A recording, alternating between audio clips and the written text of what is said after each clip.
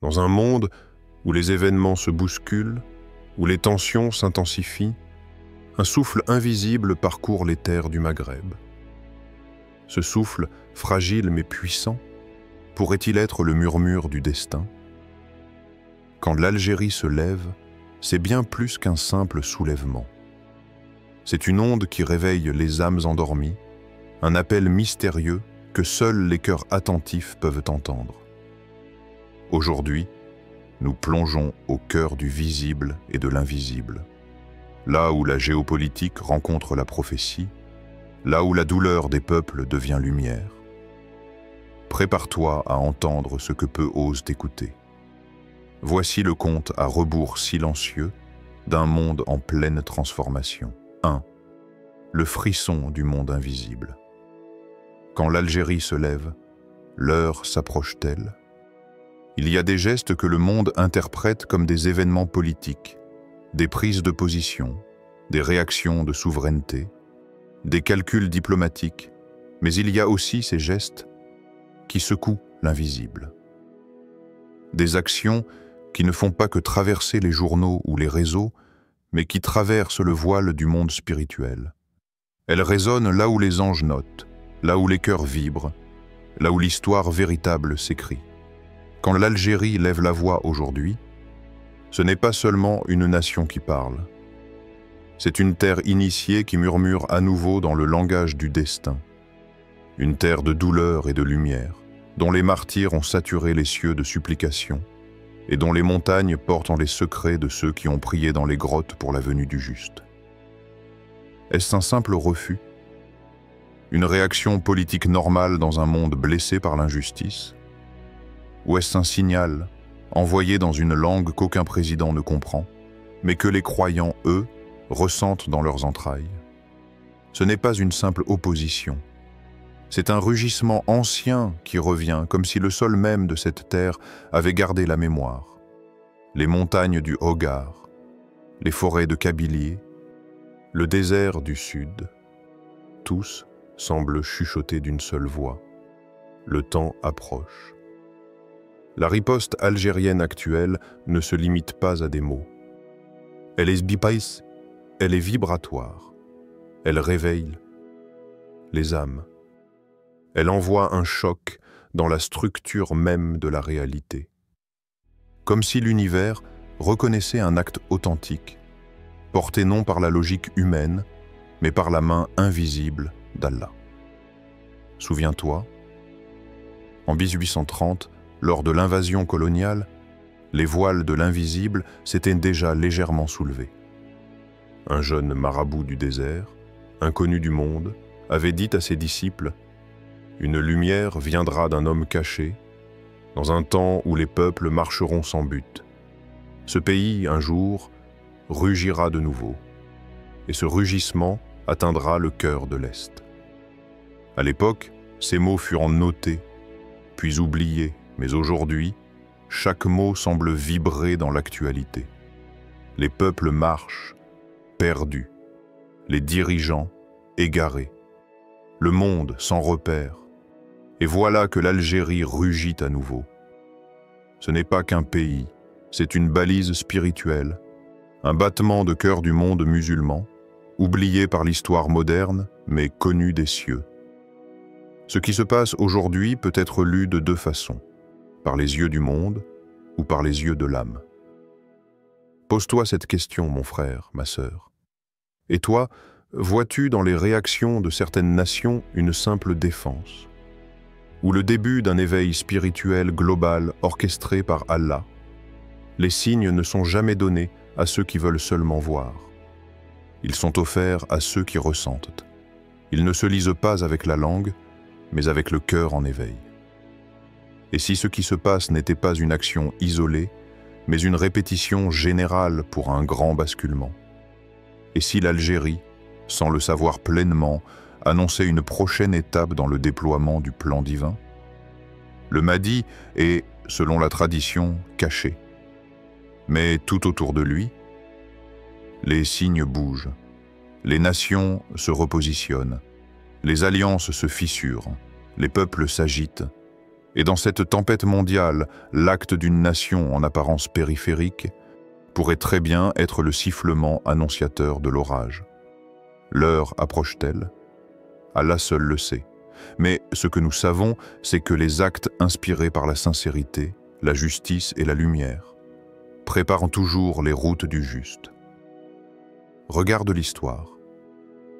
Les grands bouleversements ont toujours été précédés de gestes courageux, mais incompris. De voix faibles, mais portées par la sincérité. De nations simples, mais enracinées dans une tradition spirituelle. Et puis, soudain, l'inattendu frappe. Le monde bascule. Et les prophéties, jusqu'alors lointaines, deviennent le présent. L'Algérie est-elle l'un de ces signes? Ou est-elle elle-même l'un des instruments qu'Allah utilise pour réveiller les endormis? Une chose est certaine. Ce qui semblait être un simple acte politique réveille aujourd'hui quelque chose de bien plus profond que la diplomatie. Cela réveille les cœurs. Et lorsque les cœurs se réveillent, le Mahdi n'est jamais loin. De l'âme des peuples oppressés. Quand la douleur devient prophétie, il y a des douleurs qu'aucun cri ne peut exprimer. Des souffrances que les larmes seules ne peuvent laver. Elles s'accumulent dans le silence, dans les entrailles d'un peuple, dans les soupirs des mères, dans les prières secrètes des vieillards. Elles deviennent vibrations, souffle invisible, lumière comprimée dans l'ombre. Et un jour, elles explosent. Pas toujours dans la violence, parfois dans un geste, parfois dans un mot, parfois dans un simple acte de dignité. L'Algérie est cette blessure qui ne s'est jamais refermée. Non par faiblesse, mais parce que cette plaie est devenue prière. Elle a connu les chaînes, les balles, l'oubli, mais elle a aussi connu la foi. Une foi transmise dans les médersas cachés, une foi murmurée entre les murs blancs d'Alger, une foi criée dans le désert par des hommes aux mains calleuses et au cœur brûlant. Ce peuple ne s'est pas contenté de survivre. Il a élevé sa douleur vers le ciel. Et comme une fragrance invisible, sa souffrance a commencé à toucher les sphères célestes. Car Allah n'est jamais inattentif aux cris des opprimés. Jamais. Ne pense pas qu'Allah soit inattentif à ce que font les injustes. Sourate Ibrahim, verset 42. Les injustices s'accumulent dans ce monde. Des peuples sont asphyxiés, brisés, dispersés. Mais dans le silence, dans ce silence que les puissants prennent pour de la faiblesse, il y a en réalité un orage qui se prépare. Et la douleur devient prophétie. Pas une prophétie écrite, mais une prophétie ressentie. Comme une tension dans l'air, un frisson dans l'âme. Une vibration spirituelle qui s'accorde avec les décrets d'Allah. Un vieux cheikh d'Alger, aux mains ridées par la prière, racontait « Quand les enfants des justes pleurent à l'Est, et qu'au Maghreb les cœurs s'embrasent pour eux, Allah prépare un renversement. L'invisible bouge, même si la surface reste calme. » Ce ne sont pas de simples paroles. Ce sont des échos du monde d'en haut. Quand un peuple blessé ne répond pas par la haine, mais par l'honneur et l'éveil, cela crée une faille dans le temps, une fracture dans la répétition des injustices. Et dans cette faille, se glisse le souffle du Mahdi. Et si cette riposte inattendue de l'Algérie était synchronisée avec une horloge divine, et si, au-delà de ses dirigeants, au-delà des calculs, c'était l'âme du peuple qui avait répondu, non pas en criant vengeance, mais en affirmant assez. Assez de l'humiliation, assez du silence, assez du confort qui étouffe la conscience, parce qu'à certains moments, ce n'est pas un peuple qui parle, c'est la douleur elle-même qui prend voix. Et cette douleur, quand elle est alignée avec la justice, devient le souffle même d'un changement spirituel. Toi qui regardes ces événements, toi qui ressens cette brûlure intérieure, La douleur que tu ressens face à l'injustice pourrait-elle être le souffle même d'un renouveau spirituel? Ne la nie pas, ne la fuis pas. Elle est précieuse, car cette douleur, si tu la regardes avec les yeux de l'âme, te rappelle que tu es vivant et qu'Allah a planté en toi une étincelle. Une étincelle capable de reconnaître le Mahdi avant même qu'il ne parle. Ce n'est pas le confort qui ouvre les yeux, c'est la douleur noble, celle qui te pousse à supplier, celle qui te pousse à te redresser, celle qui fait de toi un acteur du destin. Et si chaque larme, chaque indignation, chaque boule dans la gorge était en réalité un rappel d'Allah, une invitation à te préparer, à purifier ton cœur, à être du côté de la lumière quand viendra l'heure du juste.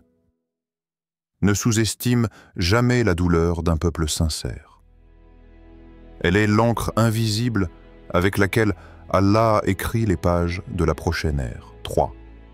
Les signes dissimulés dans les actes visibles quand la géopolitique rejoint la prophétie sur la grande scène du monde. Chaque action politique semble planifiée, chaque discours mesuré, chaque alliance stratégique. Mais ce que les caméras ne montrent pas, ce sont les forces invisibles qui orchestrent les véritables mouvements de l'histoire. Les analystes parlent de rapports de force, de logiques d'intérêt, de diplomatie, mais les croyants attentifs savent qu'au-dessus de la stratégie humaine, il y a la volonté d'Allah qui tisse des événements visibles pour faire avancer des décrets célestes. Ce qui semble être une simple prise de position de l'Algérie dans un conflit, peut être, pour celui qui regarde avec l'âme, un acte de disposition. Une mise en place silencieuse pour accueillir ce qui vient. Car rien n'est anodin. Et Allah ne laisse jamais les grands bouleversements surgir sans en préparer le sol.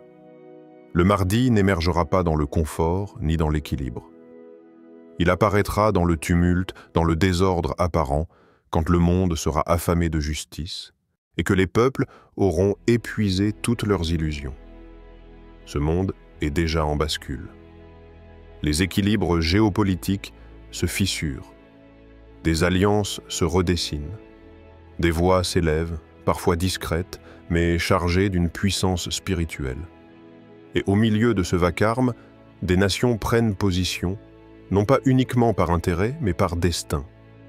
Et si l'Algérie, dans son positionnement actuel, n'était pas simplement motivée par des calculs géopolitiques, mais poussée par Allah lui-même à prendre sa place dans un scénario qui la dépasse, et préparée pour lutter contre eux tout ce que vous pouvez comme force. Sourate Al-Anfal, verset 60. Ce verset parle de préparation, de disposition, de vigilance. Et dans le langage divin, la préparation militaire ou politique est souvent liée à un événement spirituel plus vaste. L'histoire le prouve. Histoire inspirante. Un érudit syrien, dans une khotba datant de 20 ans, s'adressait à ses fidèles avec des mots inhabituels. Ce n'était pas une simple exégèse. C'était une lecture profonde de la destinée. L'heure viendra, disait-il, quand l'Orient et le Maghreb parleront le même cri, sans même s'être concertés.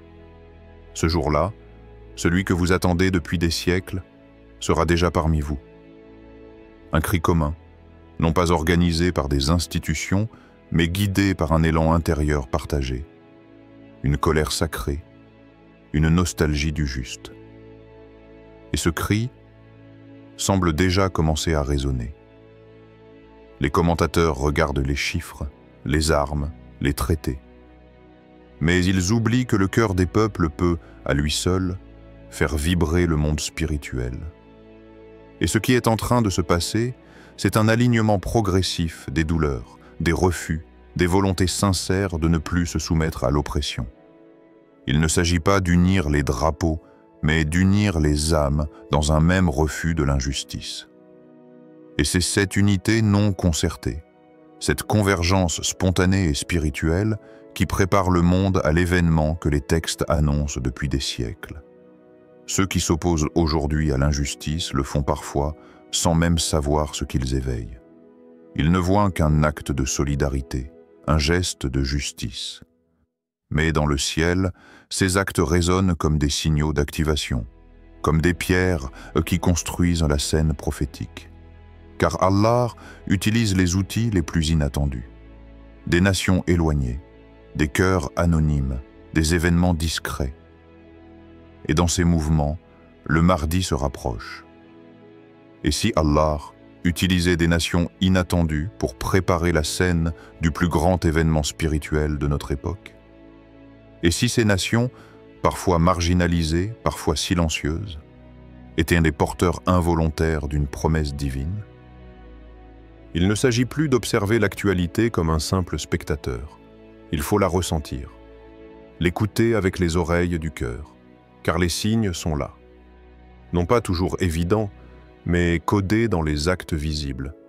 Et celui qui sait lire au-delà de l'écran comprend que le monde ne se dirige pas seulement vers un chaos, mais vers une renaissance spirituelle décrétée par Allah.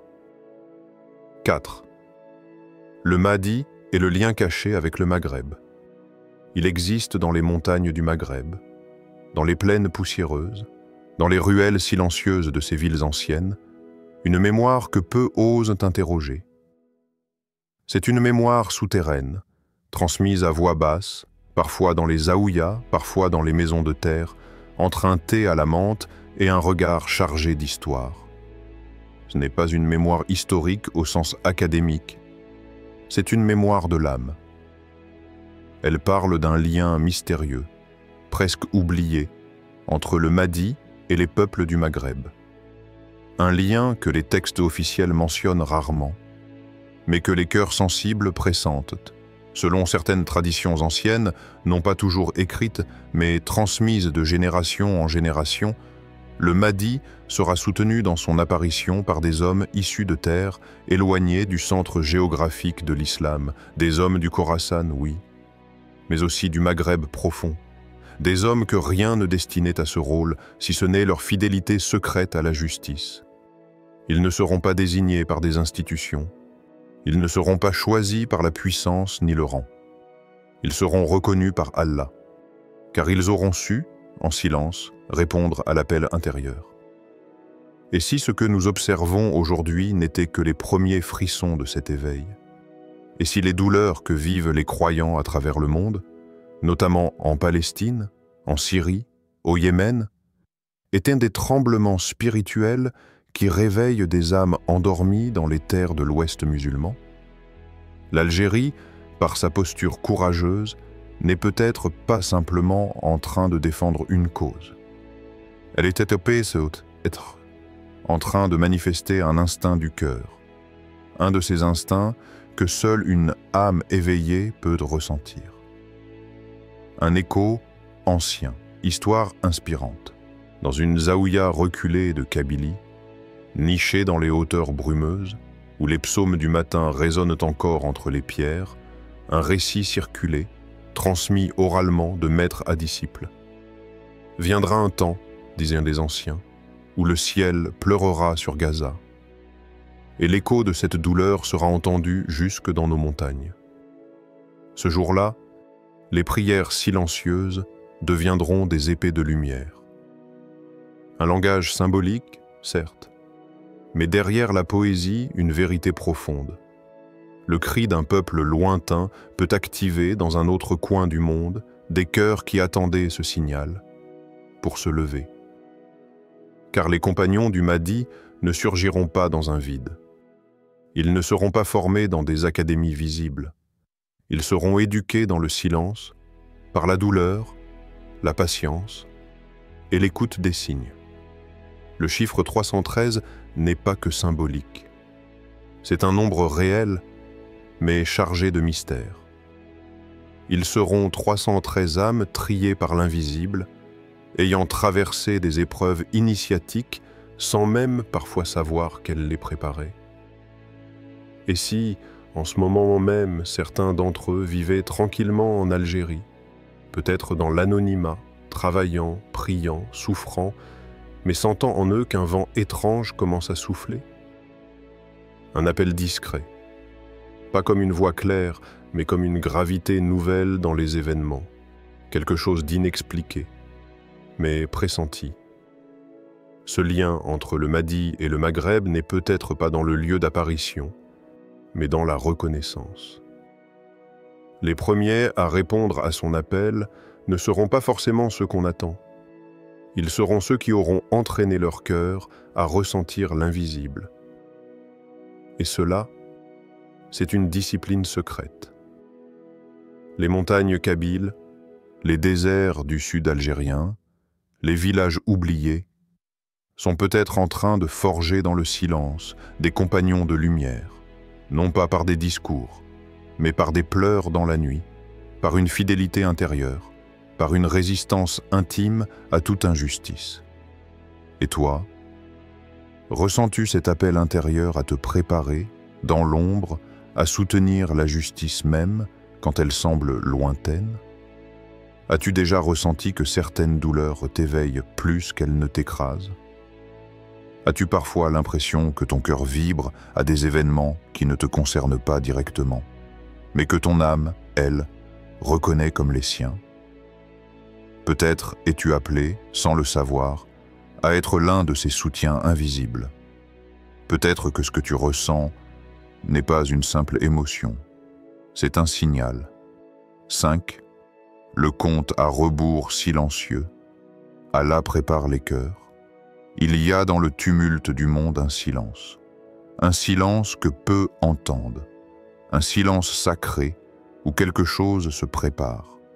Ce n'est pas le bruit des armes, ce n'est pas la colère des foules, ce n'est même pas les discours politiques qui font vibrer les réseaux. C'est autre chose, quelque chose de plus subtil, de plus profond, quelque chose de divin. Dans les coulisses de la réalité visible, Allah trace un dessin.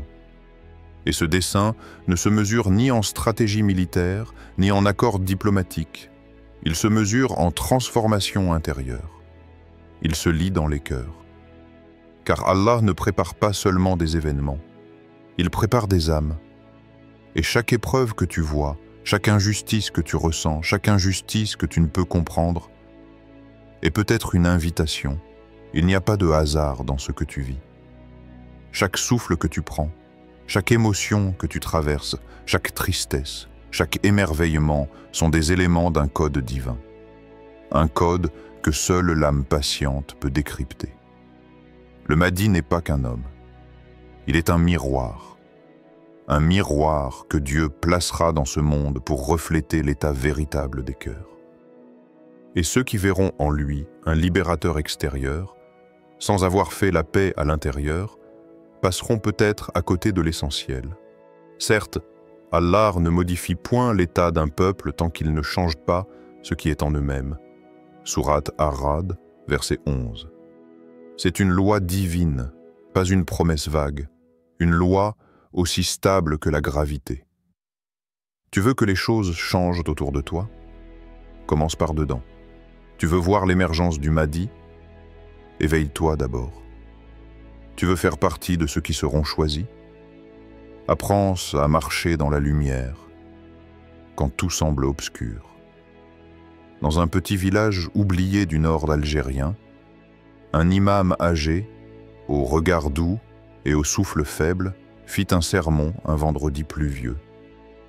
La mosquée était presque vide, mais ces mots résonnent encore pour ceux qui ont écouté. Il a dit « Préparez vos cœurs, pas vos armes. Le Mahdi ne cherchera pas des guerriers, mais des cœurs éveillés, car l'arme d'un homme est faible quand son cœur est vide, et le regard d'un cœur pur peut renverser les tyrans. » Il y a dans cette parole une sagesse immense, car l'époque du Mahdi ne sera pas une simple guerre physique, elle sera une guerre de perception, de lucidité, de résistance intérieure. Le compte à rebours est en marche. Mais ce n'est pas un décompte numérique. Ce n'est pas un agenda caché dans un bunker. C'est un décompte spirituel. Chaque jour, des âmes s'éveillent. Chaque nuit, des larmes sincères montent vers le ciel. Chaque matin, des prières silencieuses réécrivent le destin. Et chaque injustice, devient le feu sacré qui forge les élus. Alors pose-toi cette question. Et si ce que tu ressens maintenant, cette agitation dans le monde, cette tension, cette pression invisible, était un appel? Un appel à te recentrer sur l'essentiel, à revenir à la source, à t'écarter du bruit pour entendre la voix intérieure. Peut-être qu'Allah t'appelle à te purifier, à abandonner certaines habitudes, à te détacher de certaines distractions, à vivre autrement, plus sincèrement, plus doucement, plus près de lui. Le Mahdi, ce n'est pas seulement un moment historique, c'est une époque spirituelle, un basculement de conscience, un signal adressé aux cœurs attentifs. Et seuls ceux qui auront appris à écouter le silence divin reconnaîtront sa lumière. Peut-être es-tu de ceux-là, peut-être as-tu été conduit à ces mots non pas par curiosité, mais par destin. Et si tu sens ton cœur battre plus fort, ce n'est pas une simple émotion, c'est peut-être un signe que le compte à rebours t'inclut, un signe que tu es appelé à te lever. Pas contre des ennemis visibles, mais contre tes propres ténèbres, tes propres illusions, et à devenir, par la volonté d'Allah, un cœur choisi. Ce que tu as entendu n'est pas une simple histoire politique, ni un récit de conflits lointains. C'est un appel à l'éveil intérieur, une invitation à préparer ton cœur plutôt que tes armes. Car le véritable changement commence en chacun de nous. Et le Mahdi, loin d'être un homme parmi tant d'autres, est le reflet d'un monde nouveau, d'une conscience éveillée, prête à renaître. Alors, aujourd'hui, pose-toi cette question. Es-tu prêt à répondre à cet appel, à rejoindre ceux dont les cœurs brillent dans l'ombre? Le compte à rebours est silencieux, mais le signal est clair. L'heure approche, qu'Allah guide nos pas vers la lumière. Amen.